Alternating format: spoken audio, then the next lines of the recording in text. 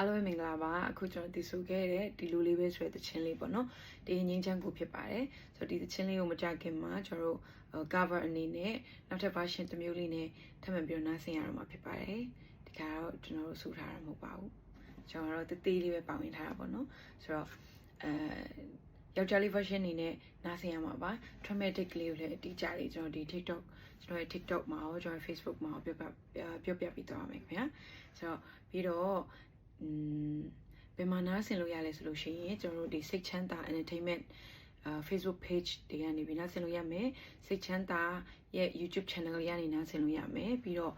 ကျွန်တော်ရဲ့ Facebook ပေါ့ရတနာကို Facebook တော့မှာနေကျွန်တော်ရဲ့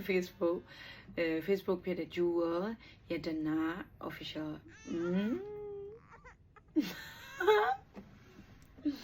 ကျွန်တော်ရဲ့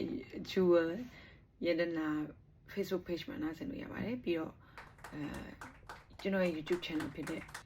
Jewel official YouTube channel မှာလည်းနားဆင်လို့ရပါမယ်ဒါတော့ရက်သက်မျိုးနဲ့နားဆင်ရမှာဆိုတော့အားလုံးလည်းကျွန်တော်ကိုယ်တိုင်ကတော့ကြိုက်တယ်ပေါ့နော်ဆိုတော့အားလုံးလည်းကြိုက်